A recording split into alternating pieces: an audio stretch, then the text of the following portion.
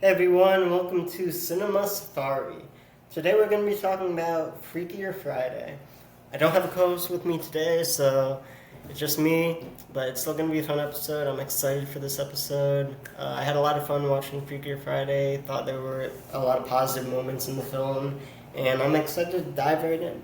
So, Freakier Friday, we saw the return of Jamie Lee Curtis and Lindsay Lohan in the two leading roles, and they came back strong, and I'm excited to talk more about the film, so let's get right into it.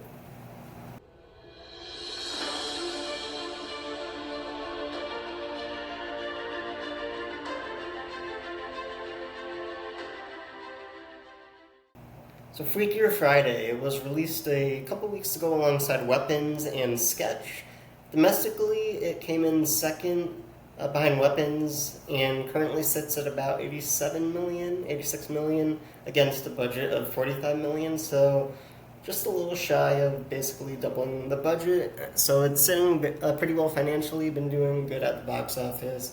It's been getting mixed to positive reviews, and after seeing it, I thought it had a great mix of like comedy and like definitely a lot of heartfelt moments as well as some good messages in the film. So I thought it definitely had a lot going for it, which we will get into in a minute.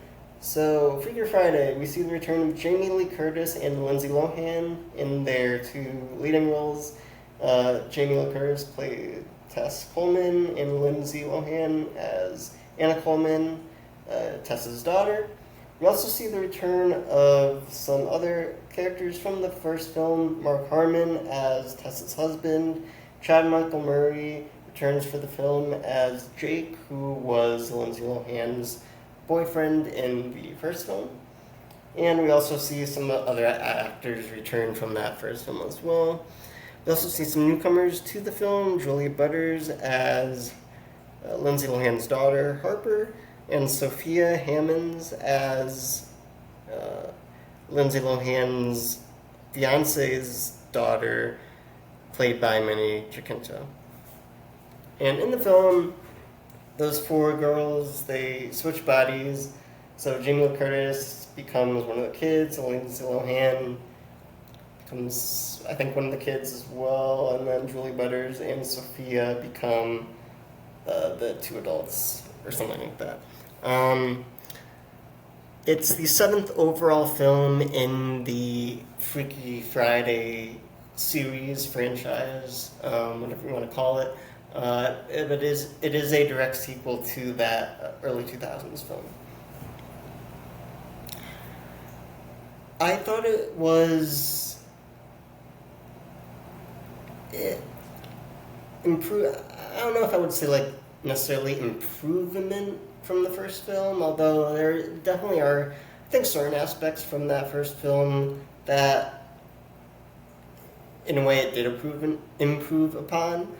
I think, and it might just be my opinion, and that's okay, it's an opinion, but having four characters switch bodies instead of just the mom and daughter, I thought was a cool twist because you see more characters, one, get involved in the switch, but also just more of a like character dynamic and like connection between the characters and how they relate to each other. And because they switch, because before they switch in the first film and this film, and I guess all the Freaky Friday films, there's always a reason why they switch. It's not just, it doesn't just happen to happen.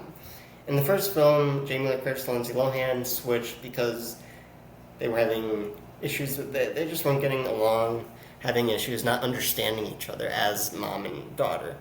So they switched, lived each other's lives, saw like the other person's lives through their eyes, and understood why they, I guess, are what they are.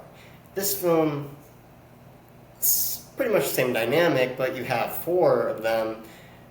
And the reason in this film that they're not really getting along, mainly because Lindsay Lohan and Minnie Jacinto's characters are about to get married. The two daughters aren't happy with it, becoming stepsisters, I guess, or in the family. Maybe they don't like the other parents, who knows. totally. But so getting that dynamic of the four of them switching, kind of understanding what each other is going through with this new change in their lives, because getting married, it's a big thing, joining families, especially when there's a kid with a solo parent who's remarrying or getting married for the first time to a completely different family that you might not know that well. I mean, for me, I don't personally have experience with that, but I'm guessing it's not the easiest thing to deal with for the most part. So it's definitely a challenge to overcome. And having the four of them kind of switch bodies and see what each other's going through, how they're dealing with everything that's happening, it's really important to see that, and for them to know what each other is going through and how their minds work, how they're coping with everything that's going on, and understanding each other, which I thought the film did really well. Including, it did well with the first film too. After they lived each other's lives, kind of understood why they were acting like they were, why their feelings were coming out the way they were, what they were feeling. They understood one another, and it brought them closer together, which was one of the strong messages in the whole Freaky Friday series with all the films. But yeah, it's definitely something that films do well, I think, and definitely something that they all portrayed and played well, that we saw as an audience. It had a lot of comedic moments as well, and we talked about that last episode, Naked Gun episode with Michael. We talked about there haven't really been a lot of good comedy films in the past, maybe a decade or so, with some exceptions. But for the most part, comedy just hasn't been. It's not like it used to be. And Freakier Friday is a much different kind of comedy than The Naked Gun, obviously. So definitely a big difference there. But I thought that the name Freakier Friday, it definitely held up to the name of Freakier. It definitely had more everything, I think, than the first film. They definitely did a lot more, both comedy, I think, and just that development and heartfelt moments as well. And I thought that Lindsay Lohan, Jamie Lee Curtis, they stepped right back to the roles. They did really well with it. I know sometimes, as an actor, I haven't personally dealt with it, but I know sometimes as an actor it can be hard to step back into a role that you haven't played in, I guess for them, basically 2 decades. I know for Ewan McGregor, an example, he came back for The Force Awakens, and he only did voice one line, not physically portraying him. But he talked about in an interview that he had to the voice, he had to find it. Didn't just come back to him right away. He had to kind of work on it a little. It might not have taken him that long, but it didn't just immediately come back to him. He had to work a little to find it. So stuff like that. And he didn't come back physically until the Obi-Wan show. So he didn't have to find the physicality of his previous performances until that time. But even just the voice, you see how sometimes if you haven't played a character in so long, and for him it was just a decade since between Revenge of the Sith and when he voiced in The Force Awakens. But even then, coming back, trying to remember how it was, because diehard fans are gonna know, But also as an actor, you want to get it right, because if it's a character that you put so much time into, coming back to it. If you're coming back to it after all that time, there's a reason why you're coming back, and not just because coming back, but coming back because you like this character, or you want to do the character justice by coming back. You want to continue to tell an authentic story. And then for Freakier Friday, it's been about 2 decades since they played these characters, so I thought they jumped right back into the roles. They did very well. Lindsay Lohan, Jamie Lee Curtis in the 2 leading roles. It felt, from someone watching the movie in theaters, it felt like they didn't miss a beat. They knew exactly what they were doing. And I think they were like funnier, just in every aspect in this film. I thought they did great, and having like Chad Michael Murray and Lindsay Lohan back together in the film. Obviously, they aren't dating anymore in the film since she's engaged, but having that their like dynamic of their relationship from that first film, even like when they weren't necessarily dating, it definitely felt authentic to watch and shows that they did have pretty good chemistry. And I thought that most of the cast had great chemistry. The four girls who switched the bodies, I thought they played each other's characters really well, and they the performances I thought were great and a big part of the film as well. Because having a film like this, when you do switch bodies, play a different character, even though you're still in your own body, it can be hard, especially for a younger actor. But they just picked it up. They matched Lindsay Lohan and Jamie Lee Curtis, and Julie Butters. She's like I know her from like American Housewife. Once Upon a Time in Hollywood is like her breakout role, and especially in that, I kind of pictured her as like a young Haley Steinfeld from like True Grit, because they were both. It was kind of like both their breakout roles, like her in that, Haley Steinfeld in True Grit, and they were similar in age, I think, at the time. Julie Rogers might have been a little younger at the time when she Once Upon a Time in Hollywood, but just their breakout roles, it just made me think of each other. But I'm excited to see where Julia Butters goes. I think she definitely has so much potential. I think she's going to go far, and I'm excited to see what she does next. So with Disney having Freakier Friday, doing a sequel to a film that they released 20 years ago, I know we talked about this in the past on the podcast. It can be a hit or miss. And I think for the most part, Freakier Friday did really well. I'm hesitant to use the word improvement because, I mean, the first film, I think, especially for my generation, I think is pretty iconic for our generation. A film that pretty much everyone from my generation like grew up with, don't know it. But I definitely thought that this film, it definitely improved on some aspects, like having more people switching bodies, which I thought enhanced the film, and messages in the film. It definitely, I think, for the most part, it definitely enhanced the comedy.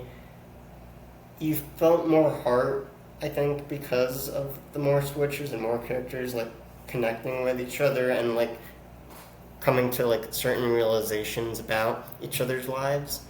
So it definitely enhanced a lot of things that kind of building on the first film. I think that's the best way to put it. I know some films that have like a sequel this far away from the original film. Sometimes it can be very tricky. There aren't many films that do it very successfully. I know Top Gun, with Top Gun Maverick, about like 30, 40 years later, was probably one of the best successes that a sequel has done from an original film so far out. And Top Gun Maverick, I think, is like as close to perfect film as you can get. But that's probably a conversation for a whole another episode. I could talk about Top Gun Maverick for like 5 hours at a time. But I'm not going to do that to you.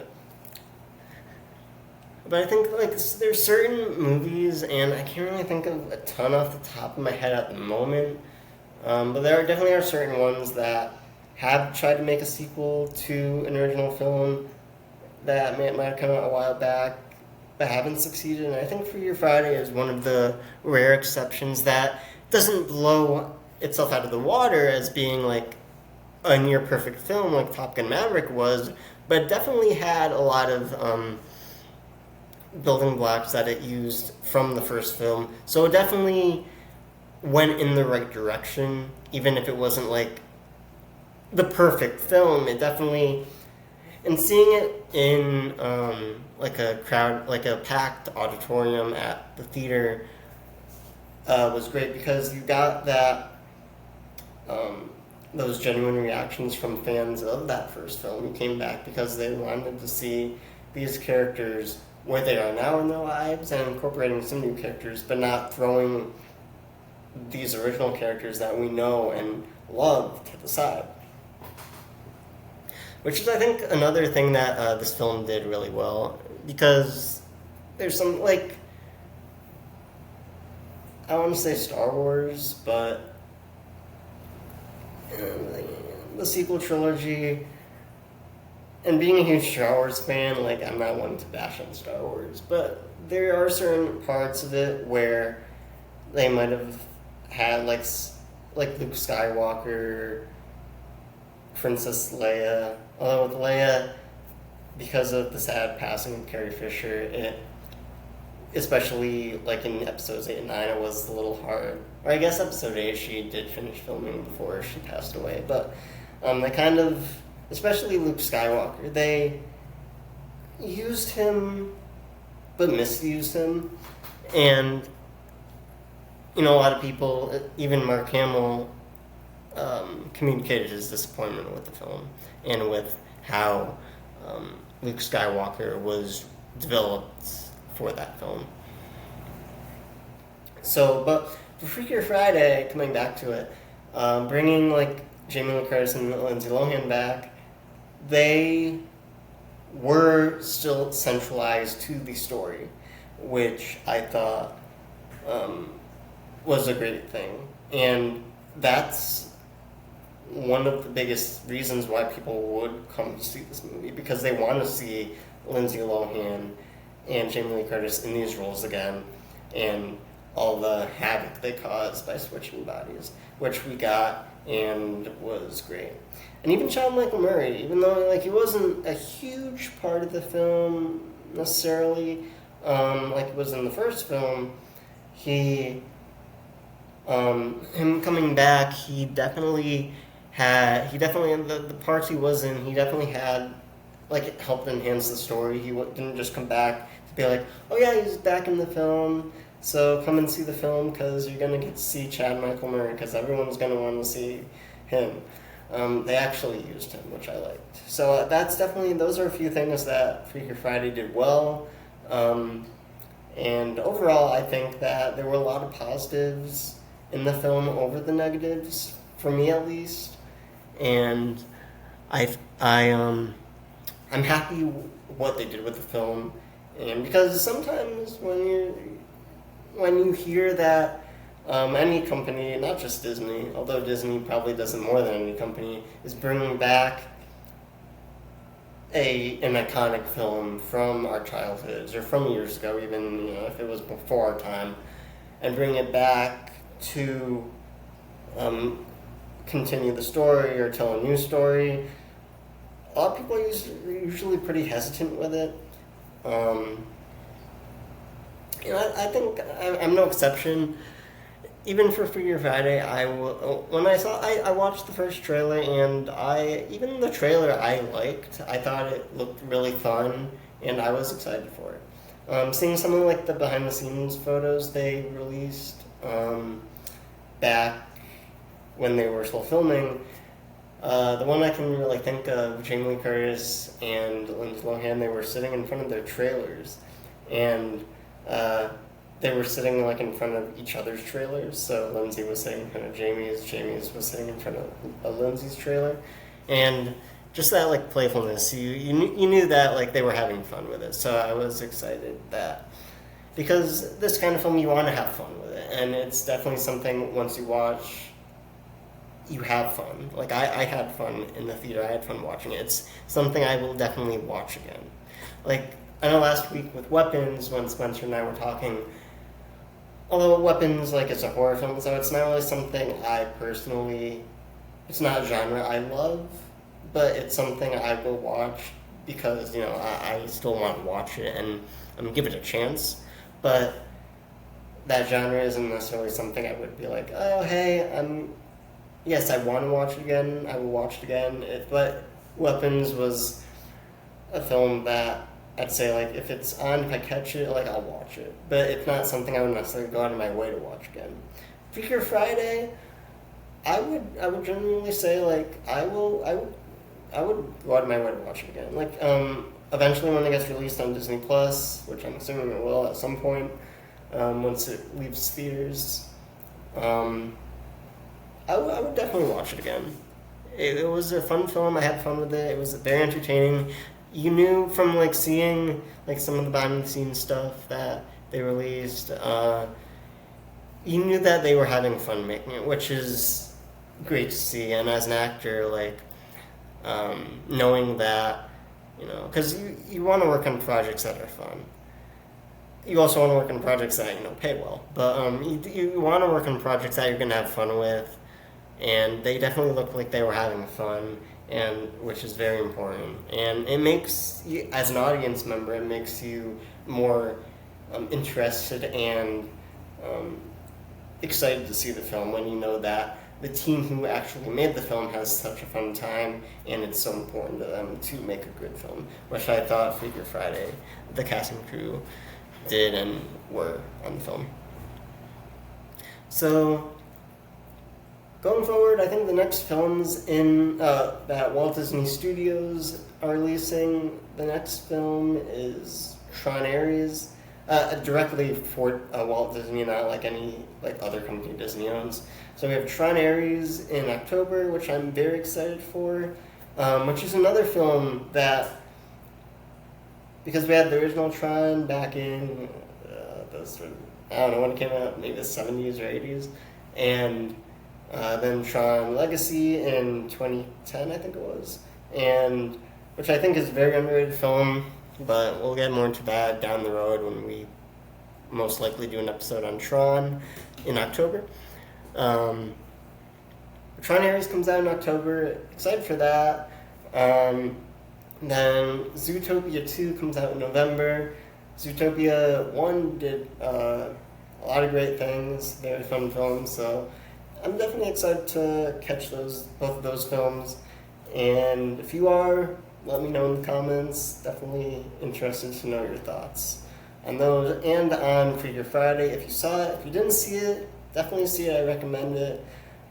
Disney did not pay me to say that, but it's a fun film, good time at the movies, entertaining, and that's what we want in films, especially right now and with everything that's going on. So definitely watch it. So to rate the film, out of 4 stars, I give it a 3. Honestly, like, I really enjoyed it. It had its positives and negatives. For me, it had more positives than negatives, so I definitely would recommend it. But yeah, I thought it was a good film. I enjoyed it, and I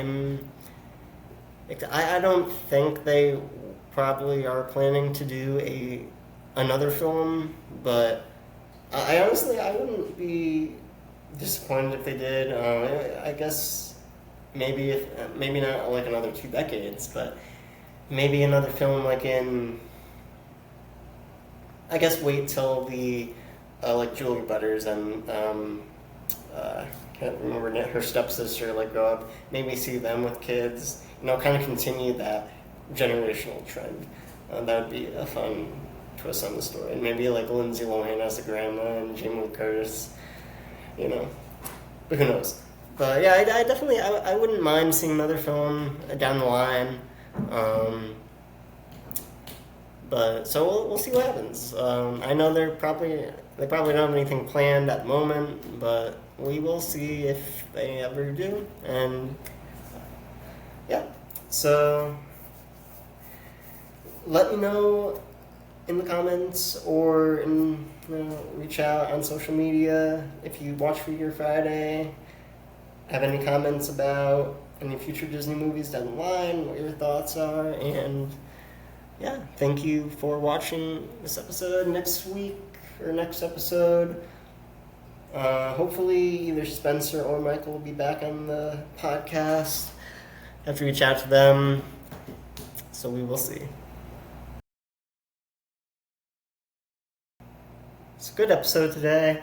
I think Freakier Friday, great step for Disney. I know they haven't had, they've been having some trouble with certain films this year, and I think Freakier Friday was definitely a positive note for them, and just in general, a positive film that did really well and had a lot going for it. So if you enjoyed today's episode, please like, comment, and subscribe to Cinema Safari on YouTube, and also follow us on social media.